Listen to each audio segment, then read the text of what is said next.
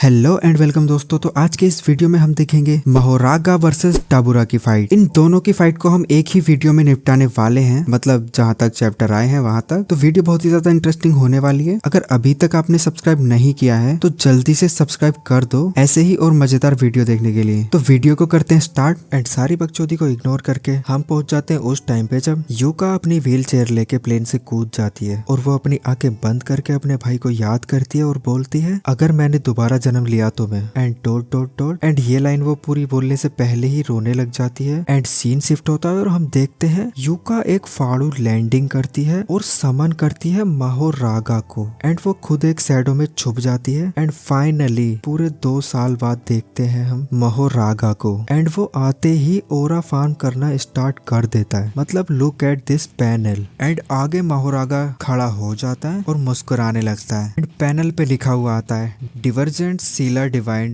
General Mahoraga. And हम देखते हैं टाबुरा अपनी एक अलग ही टेक्निक यूज करके ऊपर चला जाता है आसमान में। उससे बहुत सारे लेजर बीम टाइप के कुछ तो अलग अलग निकलते हैं और इसी से वो महोरागा पर अटैक कर देता है। एंड हम देखते हैं ये रोड्स महोरागा के अंदर घुस चुकी है एंड वो उसकी पूरी बॉडी से ब्लीडिंग कर रहा है। एंड आगे हम टाबुरा को देखते हैं और आगे नरेटर इस टेक्निक के बारे में सेंसर करके थोड़ा सा बताने की कोशिश करता है और वो बताता है कि ये जो टेक्निक है ये एक एंशिएंट वॉश स्लॉटर इंस्टिंक्ट है जो कि मास पजेस करता है और ये डेस्कोंटे की generation to generation pass down होती जाती है। और आगे नरेटर डायरेक्ट बोलता है कि इस टेक्निक का नाम लेना इंसानों के बस की ही नहीं है, ये डिस्पोसिबल है। एंड आगे हमें महोरागा को दिखाया जाता है और वो स्माइल करने लगता है। आगे नरेटर बताता है महोरागा का जो टेक्निक है अडेप्ट करने का वो एक एलियन के लिए स्टार्ट हो चुका है। एंड चैप्टर खत्म हो जाता है और यहाँ से स्टार्ट होता है चैप्टर 16 और चैप्टर की शुरुआत में हमको ये वाला पैनल दिखाया जाता है और महोरागा के बारे में थोड़ा सा बताया जाता है कि 10 शैडो टेक्निक में से सिर्फ यही एक ऐसा शिकेगामी है जिसको काबू करना नामुमकिन माना जाता है। इसको अभी तक सिर्फ एक ही बंदा कंट्रोल कर पाया है और वो है अपना सुकूना। एंड फिर देखते हैं हम टाबुरा अपनी एक टेक्निक को यूज करके आसमान में चला जाता है और नीचे महोरागा खड़ा होता है और हमें बताया जाता है कि यूका ने इस बार रिचुअल शुरू किया है और इस रिचुअल के अंदर 3 लोग फंसे हुए हैं, यूका, टाबुरा एंड महोरागा। एंड ये रिचुअल जब तक एंड नहीं होगा जब तक महोरागा या टाबुरा में से एक मर ना जाए। एंड आगे फाइट स्टार्ट हो जाती है और महोरागा टाबुरा की तरफ रश करता है एंड महोरागा टाबुरा को एक शॉट तो देता है लेकिन टाबुरा उसे डोज कर लेता है एंड महोरागा इंस्टेंटली उसको दूसरा शॉट देता है जिससे टाबुरा बहुत दूर जाके पड़ता है। और हम देखते हैं टाबुरा को कुछ भी नहीं हुआ है और वो अपना एक टेक्निक यूज करता है और इस अटैक का पूरा नाम अभी तक नहीं बताया गया है। हम लोग इस अटैक को लाइटनिंग अटैक बोलेंगे। तो टाबुरा अपना लाइटनिंग अटैक करता है और हम लोग देखते हैं महोरागा का एक हाथ और उसका बॉडी पार्ट डिस्ट्रॉय हो चुका है। और हम लोगों को पहले से ही पता है कि महोरागा अपने शरीर को रीजनरेट कर सकता है एंड अगर आपने उस पे कोई अटैक किया है तो वो अटैक उस पे सिर्फ एक ही बार काम करेगा, दूसरी बार वो उस अटैक से इम्यून हो जाएगा और ये इसकी अडेप्टेशन एबिलिटी का पार्ट है। एंड हम लोग देखते हैं महोरागा का व्हील घूमता है एंड वो अपना हाथ रीजनरेट कर लेता है एंड टाबुरा महोरागा पर एक बिल्डिंग फेंक के मारता है और महोरागा उसे पकड़ लेता है एंड उसको एकदम से ब्लास्ट कर देता है। और महोरागा की एबिलिटी को देख के टाबुरा सोचने लगता है ये कोई मामूली डॉल नहीं है जो अपने सोर्सरर के लिए फाइट कर रहा है, इसके बारे में कुछ न कुछ तो ऐसा है जो मुझे नहीं पता और मुझे वो पता करना पड़ेगा।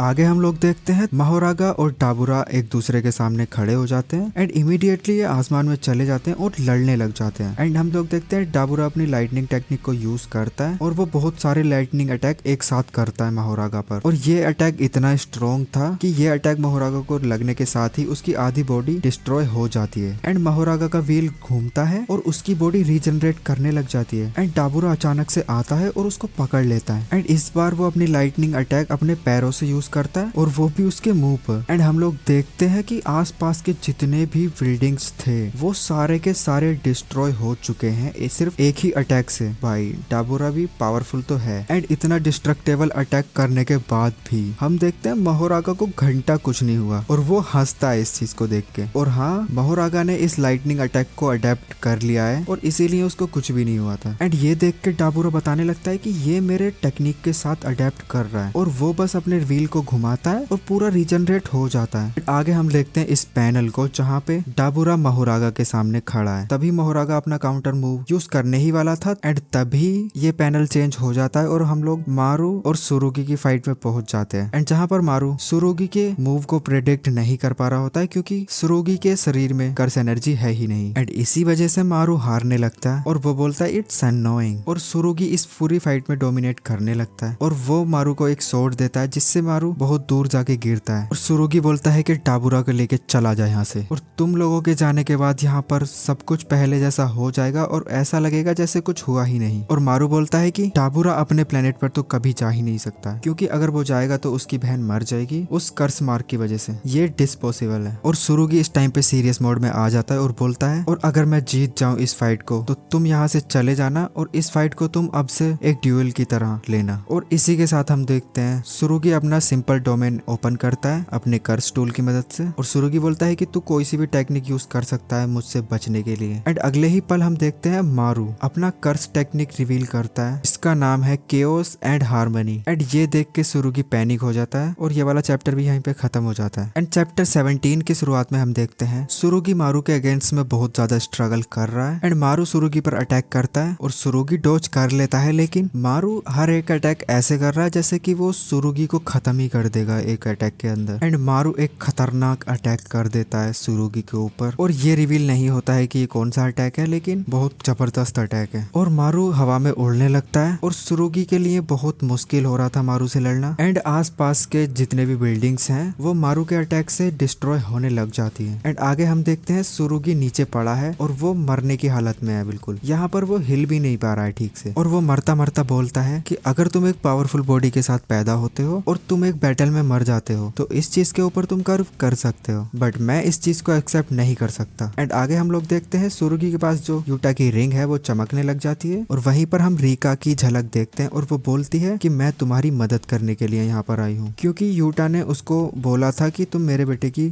मदद करना। वो बताती है कि तुम्हें बस आई एक्सेप्ट इट बोलना पड़ेगा, और सुरुगी बोलता है कि आई एक्सेप्ट इट। और ये देख के मारू बहुत ज्यादा शौक हो जाता है और वो बोलता है कि कर्स एनर्जी, इसके पास तो कर्स एनर्जी थी ही नहीं और अब इतनी ज्यादा कर्स एनर्जी कहाँ से आ गई इसके पास। एंड हमको दिखाया जाता है ये वाला पैनल, और ये पैनल भाई बहुत ही ज्यादा डेंजर और मुझे थोड़ी थोड़ी वेनम वाली वाइब दे रहा है। एंड रीका मारू के साथ मर्ज हो चुकी है इस टाइम पे। एंड मारू कुछ सोचे इससे पहले ही रीका एंड सुरुगी उसको एक खतरनाक पंच मारते हैं और मारू बहुत ज्यादा दूर जाके पड़ता है, मतलब देखो। एंड हम देखते हैं मारू रीका के पीछे खड़ा है और रीका और सुरुगी बात करने लगते हैं। सुरुगी बोलता है कि तुम मेरी मदद कर रही हो ये अच्छी बात है, लेकिन ऐसे बीच बीच में बात मत करो। और रीका बोलती है कि मैं तेरी मदद कर रही हूँ और तुम मुझे ही डांट रहा है, मैं ये चीज हेवन में जाके यूटा को बता दूंगी। और सुरुगी बोलता है कि क्या तुम हेवन में जाने लायक भी हो। और इस चीज पर रीका बहुत ज्यादा गुस्सा हो जाती है और बोलती है। और यहाँ पर ये चैप्टर भी खत्म हो जाता है। एंड चैप्टर 18 की शुरुआत में हम देखते हैं इस रिंग के अंदर बहुत ज्यादा कर्स एनर्जी स्टोर है, जो रीका की विल है वो भी इस रिंग के अंदर ही है। इतनी सारी कर्स एनर्जी देख के मारू की गांड फट जाती है। एंड मारू अपनी थर्ड आई को यूज करता है, इससे पावर रिलीज करता है। एंड सुरुगी को इससे कुछ होता ही नहीं और वो उसका कॉलर पकड़ लेता है एंड उसकी थर्ड आई पे ही अपना सर दे मारता है। एंड मारू पीछे जाके गिरता है और तभी सुरुगी उसको पकड़ के एक पंच मारता है, जिससे सुरुगी अपनी नाक में ब्लीडिंग करने लग जाता है। और वो सोचता है कि मेरा टेक्निक इसके ऊपर काम क्यों नहीं कर रहा है। और सीन शिफ्ट होता है और हम आते हैं माहोरागा वर्सेस टाबुरा के बैटल पे। हम देखते हैं इस पैनल को। भाई हमको पहले से पता है कि माहोरागा क्या क्या कर सकता है, लेकिन इस पैनल ने उसका ऑरा और ज्यादा बढ़ा दिया। टाबुरा माहोरागा पर अटैक करता है लेकिन माहोरागा का कुछ होता नहीं है। ये देख के टाबुरा की फट जाती है और सोचने लगता है कि बहनचो ये है क्या चीज। एंड माहोरागा अचानक से गायब हो जाता है और उसके साइड से आता है और एक अटैक करता है, जिसको टाबुरा कैसे न कैसे करके तो रोक लेता है। लेकिन माहोरागा टाबुरा के टच में था तो वो अपने अटैक को रिलीज करता है और वो अटैक माहोरागा को लगता भी है, लेकिन एंड फिर से माहोरागा को कुछ भी नहीं होता है। और ये देख के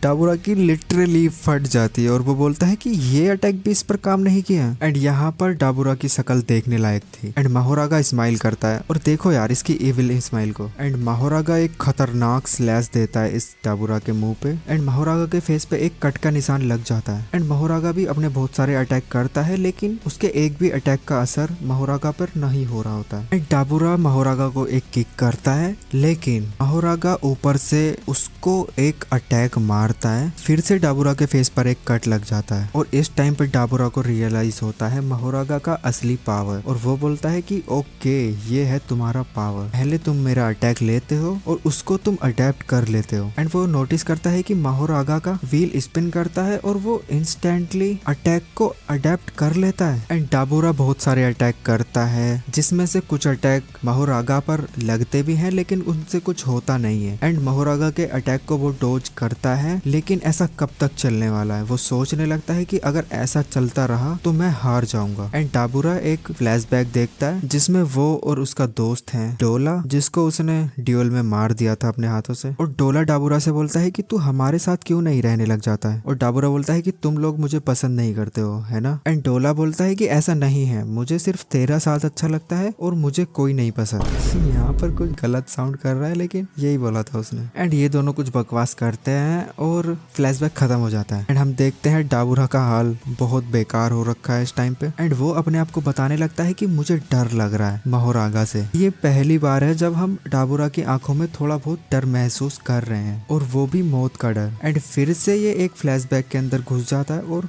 वहाँ ये डोला को बताता है कि ये हमेशा जीतता ही है, इवन ये लड़ना ना भी चाहिए तब भी जीत जाता है। और ये बोलता है कि मैं बहुत ज्यादा पावरफुल हूँ, लेकिन मैं नहीं चाहता कि मैं फाइट करूँ। एंड डोला बोलता है कि तुम यहाँ गलत हो, ऐसा नहीं है कि तुम लड़ना नहीं चाहते, ऐसा है कि तुम कभी किसी से लड़े ही नहीं हो। एंड एक दिन ऐसा माई कलाल तुम्हें जरूर मिलेगा जो तुम्हें टक्कर देगा, और एंड उस टाइम पे तुम्हें लड़ने में मजा आएगा। एंड फ्लैशबैक खत्म होता है और एंड हम लोग देखते हैं माहोरागा ने डाबूरा का मार मार के कचुम्बर बना दिया है। एंड माहोरागा डाबूरा पर पंच आफ्टर पंच करने लग जाता है, बहुत सारे पंच मारता है। और डाबूरा पंच खाते खाते बताता है कि मैंने कभी फाइट की ही नहीं, क्योंकि मुझे ऐसा कोई मिला ही नहीं जो मेरे साथ फाइट कर सके। एंड उसको वो वादा याद आता है जो उसने अपने दोस्त से किया था कि वो हमेशा लुमेरियंस को प्रोटेक्ट करेगा। एंड हम लोग देखते हैं माहोरागा पंच मारे जा रहा है डाबूरा को। एंड डाबूरा माहोरागा का हाथ पकड़ लेता है। एंड वो बोलता है कि ये हुई ना बात, मैं इसी का तो वेट कर रहा था इतने सालों से। एंड डाबूरा माहोरागा के दूर फेंक देता है। एंड डाबूरा माहोरागा से माफी मांगता है कि अब वो ऐसी ही फाइट करेगा जैसी तुम चाहते हो। आगे नरेटर बताता है कि जो डाबूरा की बॉडी है वो लाइट की स्पीड को नहीं झेल सकती है, एंड इसलिए वो आज तक अचीव कर ही नहीं पा रहा है वो इस टेक्निक को। वो धीरे धीरे अपने पीक पर पहुंच रहा है जो लाइट की स्पीड से जाने वाला है। एंड डाबूरा बोलता है कि मैं माहोरागा को मारता रहूंगा जब तक कि वो मर ना जाए। एंड हमारे सामने ये वाला पैनल आता है, भाई ओरा तो है। एंड ये बोलता है कि मैं अपने बॉडी को तोड़कर अपने लिमिट को क्रॉस करूंगा एंड अपने एब्सोल्यूट पोटेंशियल को बाहर निकालूंगा। एंड ये चैप्टर यहीं पे एंड हो जाता है। एंड नेक्स्ट चैप्टर में हम देखते हैं एंड डाबूरा लाइट की स्पीड से माहोरागा पर अटैक करता है। एंड माहोरागा के फेस से खून निकलता है। एंड फिर से उसका व्हील घूमता है और वो इस अटैक को टैंक कर देता है भाई। एंड आगे डाबूरा अपने थर्ड आई से ओरा रिलीज करता है, जिससे वो लाइट की स्पीड से माहोरागा पर अटैक करता है दोबारा से। एंड ये अटैक इतना तेज था कि लिटरली हमको कुछ दिखाई नहीं दे पा रहा था, हमें सिर्फ बीम्स दिखाई दे रही थी जिससे डाबूरा माहोरागा पर अटैक कर रहा था। एंड सारे के सारे अटैक्स को लाइट की स्पीड से माहोरागा अडेप्ट करते जा रहा था। लिटरली यार माहोरागा ओपी है भाई। एंड आसपास के सारे ही बिल्डिंग डिस्ट्रॉय हो चुके थे। एंड डाबूरा अपने आप को पुश करता जा रहा था, अटैक पे अटैक करता जा रहा था। एंड डाबूरा की स्पीड इतनी तेज थी कि इस स्पीड से उसको खुद को कंट्रोल करने में ही परेशानी होने लगती है। एंड वो बोलता है कि हवा का प्रेशर मेरे लिए बहुत ही ज्यादा हैवी है, क्योंकि अगर आप लाइट की स्पीड से ट्रेवल करते हो तो हवा भी आपके लिए एक दीवार की तरह लगेगी। एंड हम लोग देखते हैं माहोरागा डाबूरा के सारे अटैक्स को अडेप्ट करता जा रहा था और अचानक से उसके आगे खड़ा हो जाता है। और ये चीज देख के ना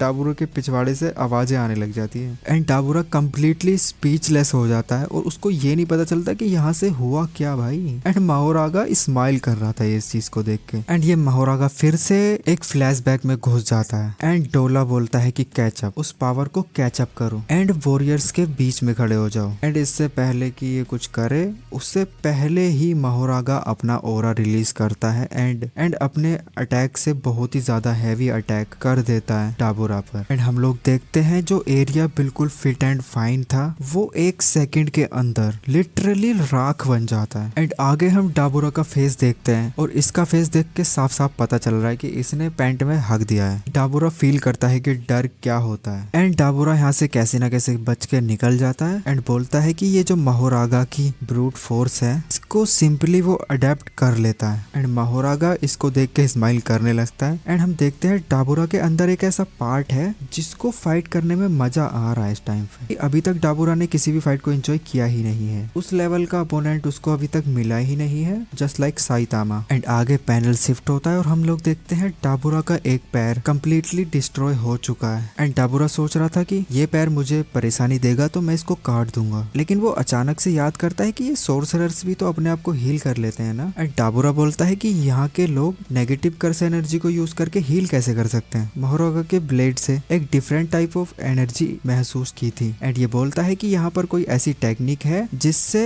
हम नेगेटिव एनर्जी को पॉजिटिव एनर्जी में कन्वर्ट कर सकते हैं। और हम लोग देखते हैं कि ये बैटल के अंदर रिवर्स कर्स टेक्निक को यूज कर लेता है और अपने पैर को हील कर लेता है, और जिसे देख के माहोरागा भी शॉक हो जाता है। एंड ये आरसीटी यूज करके बोलता है कि यहाँ के सोर्सरर्स कुछ ज्यादा ही स्मार्ट हैं। एंड यहाँ से सीन शिफ्ट होता है और हम मियागुनी को देखते हैं और वो बताने लगती है कि डाबुरा यूका से फाइट करता है तो ये एक हाई रिस्क सिचुएशन होगी। एंड जो टोक्यो के अंदर इतने सारे कर्स स्पिरिट जमा है वो एक साथ फट जाएंगे। और वो बताती है कि यहाँ पर बहुत सारे ग्रेड 2 के कर्स स्पिरिट हैं। एंड वो बोलती है कि पक्का यहाँ पर बहुत सारे लो ग्रेड कर्स स्पिरिट भी बोर्न हो जाएंगे। एंड आगे हम लोग सिमोरियंस को देखते हैं। बंदा बोलता है कि ये जो ड्यूएल हो रहा है इस पर मुझे शक है कि इंसान इतनी आसानी से तो इसको नहीं होने देंगे, वो कुछ ना कुछ चाल चलेंगे इसके पीछे। एंड ये लोग जापान में चले जाते हैं। एंड हम देखते हैं सामने से कुछ सोर्सरर्स आ रहे होते हैं जो ऑलरेडी गुस्से में थे। एंड हम देखते हैं कि इस बिल्डिंग के बाहर एक बंदा खड़ा है और वो है अपना यूजी इतादोरी। यूजी बोलता है कि मुझे पहले से पता था कि कुछ ना कुछ ऐसा ही होगा। एंड यूजी अपना हाथ आगे करता है और बोलता है ब्लड पियर्सिंग। एंड ये अटैक करने के बाद हम देखते हैं बिल्डिंग में जितने भी बंदे थे, एलियंस और इंसान दोनों ही घायल हो जाते हैं। वो इतने घायल हो जाते हैं कि वो फाइट ना कर सके एक दूसरे से। एंड ये ब्लड पियर्सिंग पूरे बिल्डिंग को कवर कर रहा था। एंड यूजी ने सिर्फ एक अटैक करके पूरी बिल्डिंग की माँ बहन कर दी थी। एंड इतना खतरनाक ब्लड पियर्सिंग पूरे जेजेके में अभी तक किसी ने भी यूज नहीं किया है। एंड अटैक करने के बाद यूजी बोलता है कि मुझसे शायद गलती से कुछ ज्यादा हो गया है जो गलती। एंड इसका मतलब है यूजी ने यहाँ पर बहुत ही कम पावर यूज करी है अपनी, मतलब इसका मैक्सिमम तो भाई क्या ही होगा, पूरा शहर ही खत्म कर देगा एक बार में। एंड मीनू यूजी को देखकर शॉक हो जाता है। एंड ये वाला चैप्टर यहीं पे खत्म होता है। एंड नेक्स्ट चैप्टर में हम देखते हैं यूजी अभी भी उस बिल्डिंग के नीचे खड़ा है। एंड जिस बिल्डिंग को यूजी ने खत्म कर दिया था पिछले चैप्टर में, उस बिल्डिंग से एक एलियन कूद के आता है। एंड ये बंदा अपने वेपन के साथ पूरी ताकत से आ रहा होता है यूजी पे अटैक करने के लिए, लेकिन एंड यूजी आसानी से इसके वेपन को अपने हाथों से पकड़ लेता है और ये बोलता है ये क्या स्ट्रेंथ है इस बंदे में। एंड आगे यूजी यूज करता है ब्लैक फ्लैश,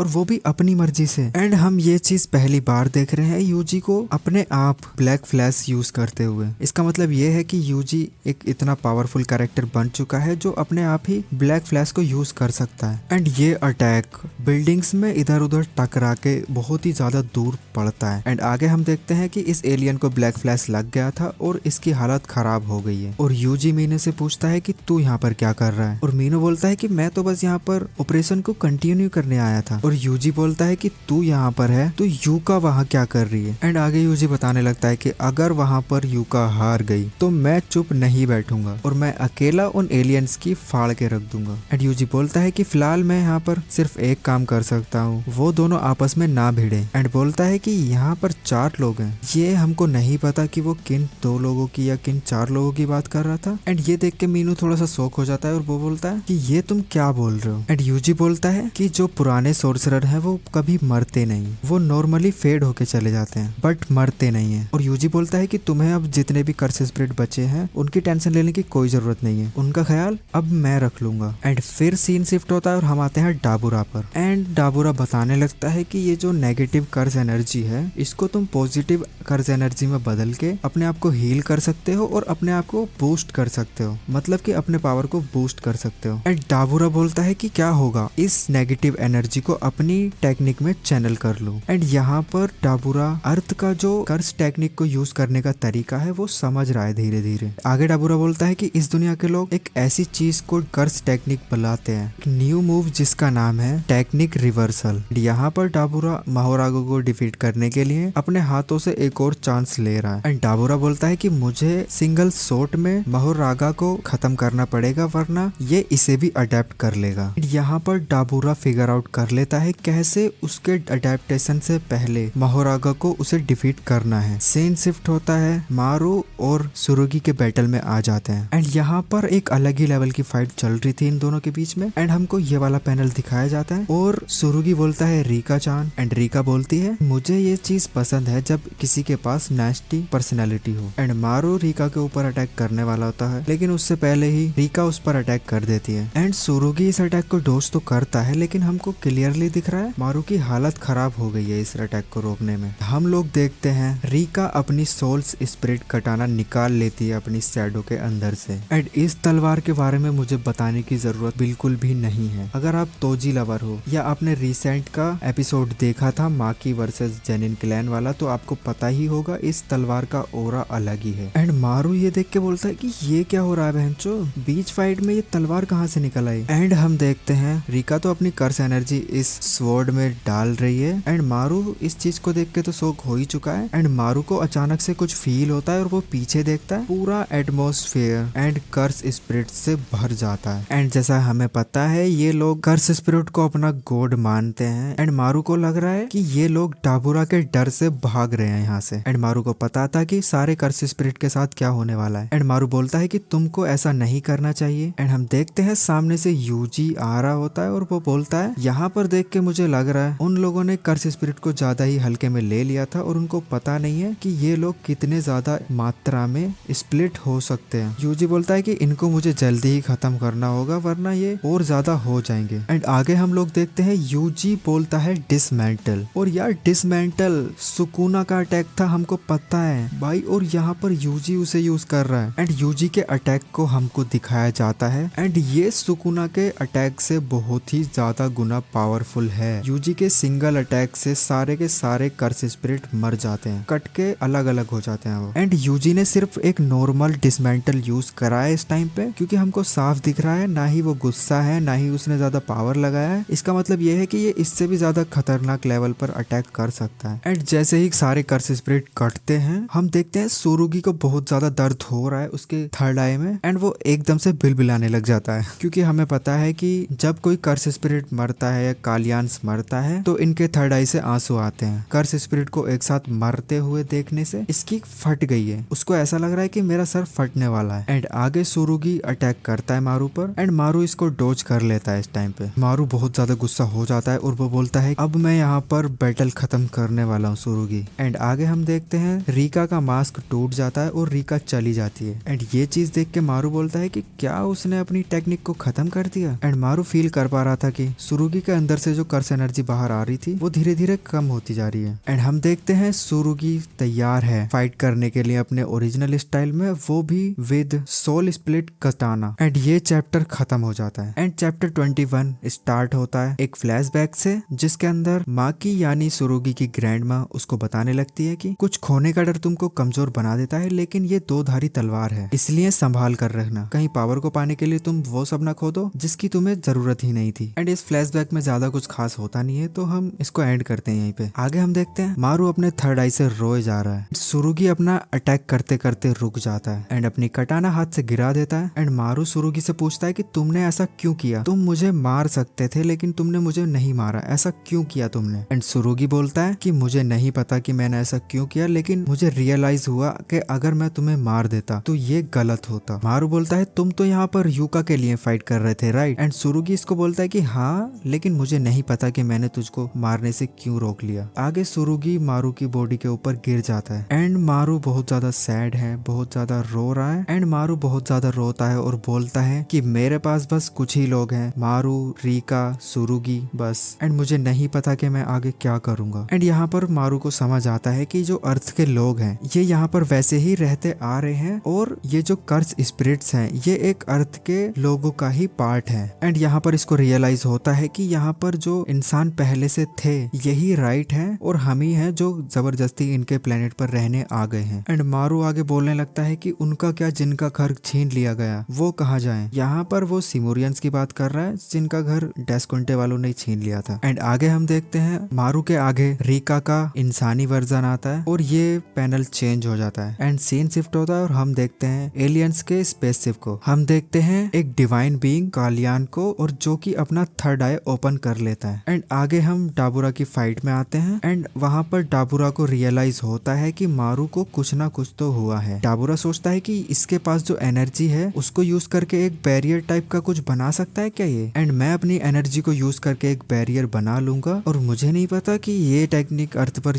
एग्जिस्ट करती भी है या नहीं। एंड आगे डाबुरा नोटिस करता है कि माहोरागा ने इस चीज को भी अडेप्ट करना शुरू कर दिया है। एंड यहाँ पे माहोरागा सिर्फ डाबुरा की कर्स एनर्जी को ही अडेप्ट नहीं कर रहा था, वो उसकी एग्जिस्टेंस को भी अडेप्ट कर रहा था। आगे डाबुरा माहोरागा को देख के बोलने लगता है कि मुझे लगता है कि मुझसे भी एक क्वाइट बीइंग मुझसे बात करने की कोशिश कर रहा है। आगे डाबुरा बोलता है डोमेन एक्सपेंशन। एंड इस चैप्टर में इसी की बात हो रही थी कि क्या होगा अगर डाबुरा अपना डोमेन एक्सपेंशन यूज करे तो लो भाई, डाबुरा ने भी अब अपना डोमेन एक्सपेंशन यूज कर दिया है एंड इसने ये चीज अभी सीखी है बिल्कुल जो कुछ भी। एंड इस डोमेन का पावर क्या है हमको ये नहीं बताया जाता है और सीन शिफ्ट हो जाता है यहाँ से। एंड हम देखते हैं यूजी को जो कि इस स्पेसशिप के अंदर है एंड हम देखते हैं उस डिवाइन क्रीचर को जिसे ये लोग कालियान बुलाते हैं एंड इस चीज को पूजते हैं एलियंस। एंड वहीं पर हम मारू को भी देखते हैं एंड आगे हमको पता चलता है कि ये जो कालियान है ये सबसे ओल्ड एज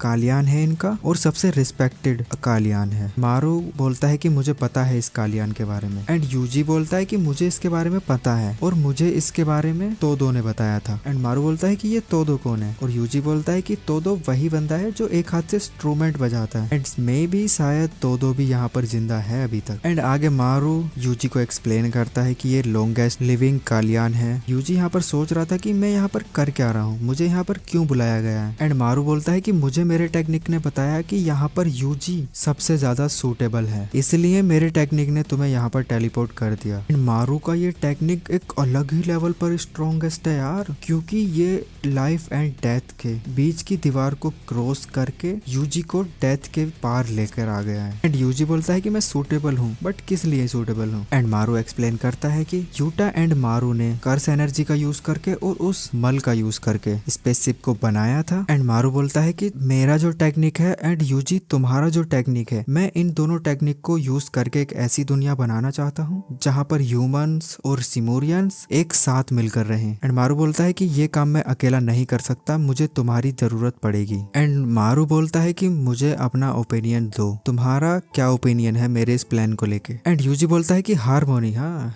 इसका मतलब क्या है। एंड मारू बोलता है कि इसका मतलब है एक ऐसी दुनिया जहाँ पर कर्स स्पिरिट पैदा होते ही नहीं है। एंड ये देख के यूजी खुश हो जाता है मनी मन, क्योंकि उसके बड़े भाई का भी सपना यही था। एंड ये चीज सुन के यूजी मारू को वो बुक दे देता है जो उसे चोजो ने दी थी। एंड ये देख के मारू बहुत ज्यादा खुश हो जाता है। एंड हम लोग देखते हैं वहाँ का एटमॉस्फेयर अचानक से बदल जाता है और वहाँ पर एक आवाज आने लगती है। एंड हम लोग देखते हैं यहाँ पर माहितो आ जाता है, तो यूजी को देखकर बोलता है कि तुम यहाँ पर बहुत ज्यादा लेट आए हो और मैं तुम्हारा ही वेट कर रहा था, बिकॉज ये लाइफ एंड डेथ का रियल्म है। एंड वो बोलता है कि जब तक तू नहीं मरेगा तब तक मैं नहीं मर सकता, तुझे याद है ना। एंड यहाँ पर अचानक से माहितो रियलाइज करता है कि तू अभी तक मरा नहीं है, तू यहाँ पर क्या कर रहा है। यूजी बोलता है कि मुझे यहाँ पर बुलाया गया है, मैं मरा नहीं हूँ। एंड ये चीज देख के माहितो की शक्ल देखने लायक थी। एंड ये चीज देख के माहितो कंफ्यूज हो जाता है कि ये क्या बकचोदी है यार। एंड माहितो गुस्से में बोलता है कि तू कब मरने वाला है, क्योंकि यूजी लाइफ एंड डेथ के बीच में चल रहा है। एंड मारू यूजी को बोलता है कि चलो अब हम लोग शुरू करते हैं। एंड यहाँ पर ये चैप्टर भी खत्म हो जाता है। अभी तक जितने भी चैप्टर आए हैं वो हमने सारे एक्सप्लेन कर दिए हैं, तो आपने पहले के चैप्टर अगर नहीं देखे हैं तो डिस्क्रिप्शन में उनका लिंक आपको मिल जाएगा, आप चाहो तो चेकआउट कर सकते हो। And thanks for watching, video को लाइक कर देना, कमेंट कर देना एंड एक सब्सक्राइब कर देना। मिलते हैं नेक्स्ट वीडियो में,